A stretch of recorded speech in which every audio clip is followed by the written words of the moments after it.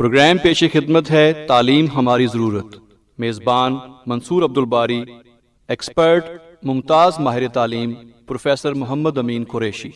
بسم اللہ الرحمن الرحیم. سامعین، پروگرام ہے تعلیم ہماری ضرورت اور ہمارے ساتھ ایکسپرٹ ہیں پروفیسر محمد امین قریشی اور میں ہوں آپ کا میزبان منصور عبدالباری. سامعین، آج کے پروگرام میں ہم جس موضوع پر بات کریں گے وہ ہے نظام تعلیم میں جو اساتذہ کی تربیت ہے اس کا ایک تقابلی جائزہ لیں گے کہ پوری دنیا کے اندر اساتذہ کی تربیت کس طریقے سے کی جاتی ہے. اور چونکہ پاکستان بر صغیر کا حصہ تھا، پاکستان اور ہندوستان میں ایک عرصہ تک جو ہے برطانیہ کی حکمرانی رہی اور برطانیہ کی جو ہے کالونی کہلاتا ہے. تو اس حوالے سے آج ہم گفتگو کریں گے اور مختلف ممالک میں جو نظام تعلیم و تربیت ہے اس کے حوالے سے بات کریں گے. تو سب سے پہلے ہم بات کرتے ہیں پاکستان اور ہندوستان میں جو تعلیم و تربیت کا نظام ہے اور برطانیہ کے نظام میں کیا نمایاں فرق ہے. اس حوالے سے ہم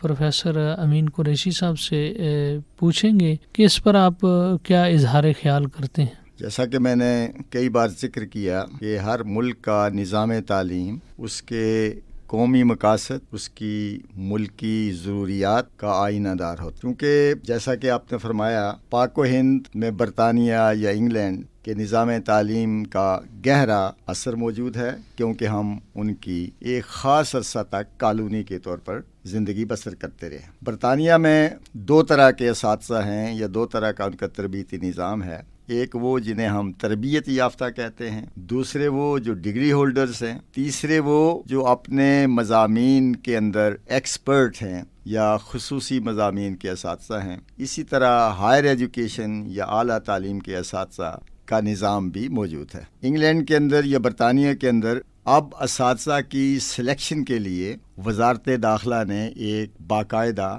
معیار مقرر کیا ہے تاکہ شعبہ تدریس میں وہی لوگ شامل ہوں جو اس معیار کے اوپر پورے اترتے ہوں. انہوں نے اپنے اساتذہ کی تربیت کے داخلہ کے لیے نظام تعلیم کے لیے نصاب کے تعین کے لیے ایک ایڈوائزری کونسل بھی مقرر کی ہے. اس طرح سے وہاں دو قسم کے ادارے ہیں، ایک وہ جنہیں ہم لوکل ایجوکیشن اتھارٹیز کہتے ہیں اور دوسرے وہ ہیں جنہیں ہم پرائیویٹ تربیتی ادارے کہتے ہیں. ہمارا نظام تعلیم جو ہے اس کے اوپر برطانیہ کی نظام تعلیم کی ایک گہری چھاپ موجود ہے. جہاں تک ہمارا اسلامی نظام تعلیم یا درس و تدریس کا جو نظام موجود ہے وہ ہم نے مصری نظام سے اخذ کیا ہے، جس میں جامعہ الازہر کا نام بہت قابل ذکر ہے. تو لہٰذا ہمارے ہاں بھی جو نظام تعلیم و تربیت ہے وہ وہی ہے جو ہم نے برطانیہ سے یا انگلینڈ سے اخذ کیا تھا. اس کے اندر کوئی ہم نے اپنی ضرورتوں کے مطابق کوئی نمایاں تبدیلی نہیں لائی. لہذا یہ کہنا کہ برطانیہ کا ہمارے نظام تعلیم کے اندر ہماری تربیت اساتذہ اور ہمارے تعلیموں کے اندر گہرا عمل دخل ہے، غلط نہ ہوگا. پروفیسر صاحب، جیسا کہ ہم آج گفتگو کر رہے ہیں مختلف ممالک کے نظام تعلیم و تربیت کا تقابلی جائزہ لے رہے ہیں، تو اس حوالے سے آپ ہمیں امریکہ کا جو نظام تعلیم و تربیت ہے اس حوالے سے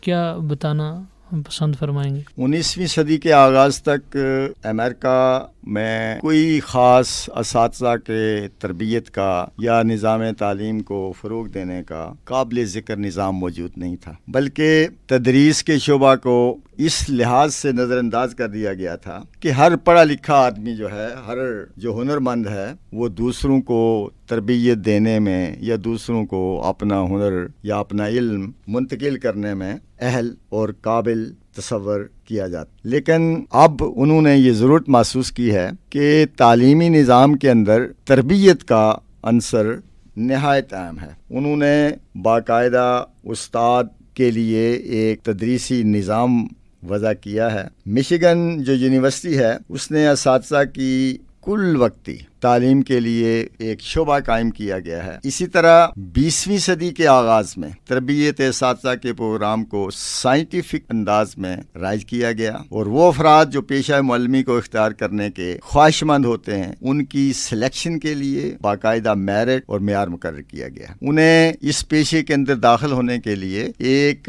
ٹیسٹ سے گزارا جاتا ہے، اور جو اس ٹیسٹ کو پاس کر جائیں، جو اس کے اہل ہوں، ان کا رجحان طبع اس طرف پایا جائے تو انہیں ہی ٹیچنگ کو یا تدریس کو ایک پیشے کے طور پر اختیار کرنے کا حق حاصل ہے۔ امریکہ میں بھی 2 طرح کے تعلیمی ادارے ہیں، ایک وہ جو حکومت چلاتی ہے، ایک جو ہیں جو پرائیویٹ ادارے ہیں، لیکن ان کو کنٹرول کرنے کے لیے انہوں نے باقاعدہ ڈپارٹمنٹ آف ایجوکیشن قائم کیا ہے، جو عام تعلیم کے ساتھ ساتھ طریقہ تدریس کی ٹریننگ کا بھی اہتمام کرتا ہے۔ کم از کم ایک استاد کے لیے 1 سال کی تربیت کا عرصہ مقرر کیا گیا ہے، پھر دوران تدریس بھی ان کے لیے مختلف تربیتی جو ہیں وہ کورس کرائے جاتے ہیں۔ تحقیق اور ریسرچ کو بہت اہمیت دی گئی ہے، لہذا مختلف وقفوں کے بعد انہوں نے مختلف سطح کے اوپر، ضلع کی سطح کے اوپر، تحصیل کے سطح کے اوپر ایسے ریفریشر کورسز کا اہتمام کیا ہے جہاں نظام تعلیم کو بہتر بنانے کے لیے، اساتذہ کی تربیت کو زیادہ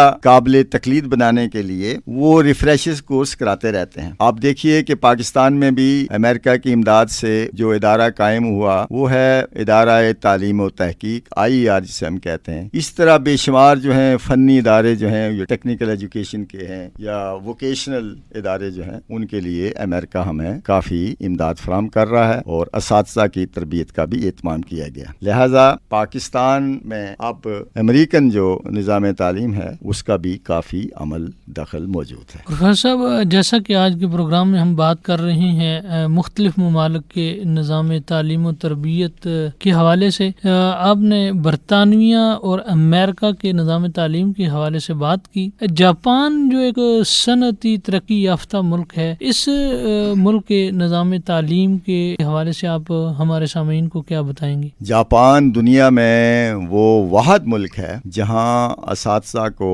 سب سے زیادہ عزت اور احترام کی نظر سے دیکھا جاتا ہے۔ اساتذہ کو معاشرے کے اندر ایک اعلیٰ مقام حاصل ہے، خواہ وہ اساتذہ پرائمری کے ہوں یا یونیورسٹی سطح کے ہوں۔ اساتذہ کی سلیکشن کے لیے، اساتذہ کی تربیت کے لیے ایک باقاعدہ منظم قسم کا معیار اور سسٹم موجود ہے۔ خاص طور پر جو سیکنڈری سطح کے اساتذہ ہیں ان کے لیے انہوں نے ان کے جو خاص مضامین ہیں ان کی تدریس کو لازمی قرار دیا ہے۔ سیکنڈری سطح کے جو اساتذہ ہیں ان کی سلیکشن کے لیے یہ لازم قرار دیا گیا ہے کہ وہ جو سیکنڈری سطح کے اوپر مضامین پڑھائے جاتے ہیں ان کے اندر ان کی اہلیت قابل ذکر ہو۔ اسی طرح سے اساتذہ کے انتخاب کے لیے خصوصی مضامین اور پیشہ ورانہ تربیت کا باقاعدہ امتحان لیا جاتا ہے۔ یہ امتحان پاس کرنے کی صورت میں ہی ان کی تقرری بطور استاد کی جاتی ہے۔ پرائمری سے لے کر اعلیٰ سطح کے اساتذہ کے لیے ان کی اہلیت اور ان کی پیشہ ورانہ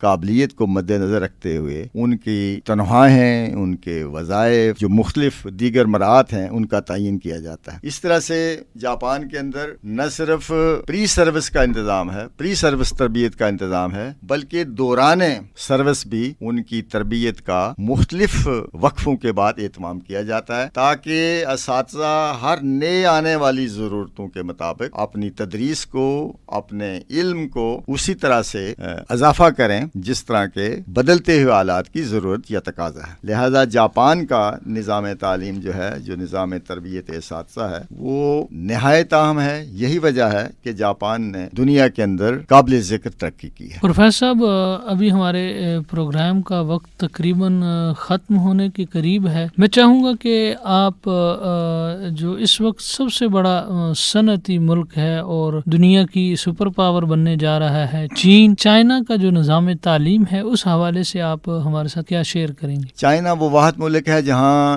تعلیم کا انتظام جو ہے اور تربیت اساتذہ کا نظام جو ہے وہ ملکی سطح پہ کیا جاتا ہے، اور حکومت اس کی ذمہ دار ہے۔ لہذا انہوں نے بنیادی تعلیم سے لے کر یونیورسٹی کی سطح تک کے اساتذہ کے لیے مختلف تربیتی اور تعلیمی ادارے قائم کیے ہیں۔ اس طرح چائنا کے اندر آپ دیکھیں کہ بڑے دشوار گزار علاقے ہیں، پہاڑی علاقے ہیں، ان علاقوں کو زیور تعلیم سے آراستہ کرنے کے لیے انہوں نے خصوصی تعلیمی اور تربیتی ادارے قائم قائم کیے ہیں جہاں کے اساتذہ کو اس علاقے کی ضرورت کے مطابق موقع پر ہی انہیں تربیت دی جاتی ہے اور ان کی ضرورت کے مطابق درسی کتب کا اور نظام تعلیم جو ہے یا نصاب تعلیم جو ہے اس کو رائج کیا گیا۔ پھر انہوں نے میڈیا کو بڑا استعمال کیا، ریڈیو کے اوپر آپ دیکھیں، ٹی وی کے اوپر دیکھیں، اس طرح سے کمپیوٹر اور انٹرنیٹ کو تعلیم کے فروغ کے لیے بہت زیادہ استعمال کیا ہے۔ چائنا کے اندر بے شمار ریسرچ سینٹر موجود ہیں جہاں ماہرین تعلیم اور تجربہ کار اساتذہ جو ہیں نچلی سطح سے لے کر اوپر کی سطح تک ان اساتذہ کی تربیت کی جاتی ہے، ان کو تحقیق کے لیے، ریسرچ کے لیے رہنمائی میسر کی جاتی ہے، اور یہ میٹنگز جو ہیں مختلف وقفوں کے بعد ہوتی رہتی ہیں۔ تربیت کے مختلف مراحل کی سالانہ بنیادوں پر اصلاح بھی کرتے ہیں، ترمیم کی جاتی ہے، اضافہ کیا جاتا ہے، جائزہ لیا جاتا ہے تاکہ جو کمی جو خامیاں رہ گئی ہوں ان کو